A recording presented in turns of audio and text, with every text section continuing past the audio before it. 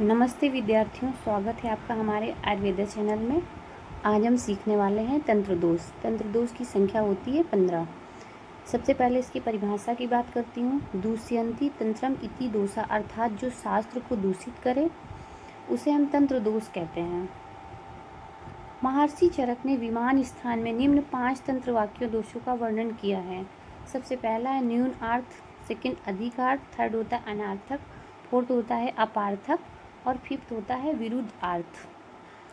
अब मैं बात करती हूँ जो कि हमारे 15 तंत्र दोष हैं। सबसे पहला उसमें आता है अप्रसिद्ध शब्द। ऐसे अप्रचलित शब्दों का प्रयोग कर दिया गया है जो कभी सुनने में भी नहीं आते हैं, जिसको कभी किसी ने सुना ना हो, जो देखने में ये लगता है कि ये न्यू वर्ड कहाँ से आ गए हैं, तो उसे आप प्रसिद्ध शब्द बोल सकते हैं। दुष्प्रणीत सूत्र, भाष्य और संग्रह, जो भी हमारी भाषाएं हैं या सूत्र हैं या जो भी श्लोक हमारे हैं उनको व्यवस्थित क्रम में ना रख के इधर उधर बिखरा हुआ रख देना, तो उसे दुष्प्रणीत सूत्र बोल सकते हैं। असंगतार्थ, असंगत अर्थ वाला, अर्थात मूल सूत्र से संबंध ना रखने वाला। असुखरोही, ऐसे शब्दों का प्रयोग कर देना जो कि उच्चारण में कठिनाई आ रही हो, तो उसे हम असुखरोही बोल सकते हैं। विरुद्ध, जिसमें सामंजस्य का अभाव हो, दृष्टांत, सिद्धांत और मान्यताएं भिन्न हो।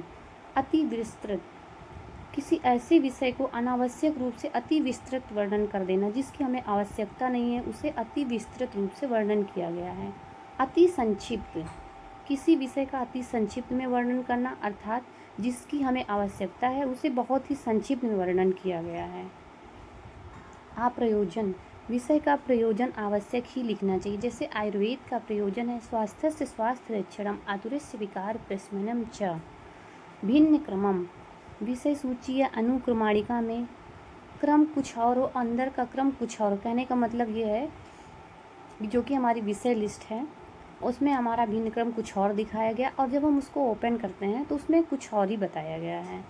संदिग्धम, किसी विषय का संदिग्ध रूप से वर्णन करना, जैसे अकाल मृत्यु है या नहीं है, पुनर्जन्म होता है या नहीं, इसका निर्णय ना कर केवल पूर्व पक्षी ही प्रस्तुत करना।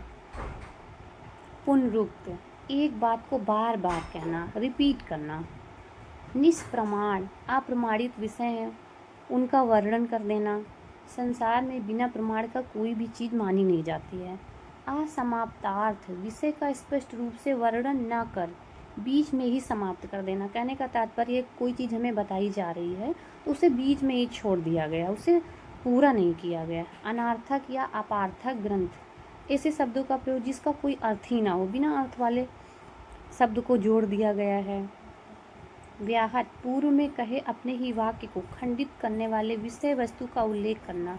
व्याहत शब्द का अर्थ है या खंडन। व्याहत शब्द का अर्थ होता है खंडन करना, किसी चीज़ को मतलब तोड़ना।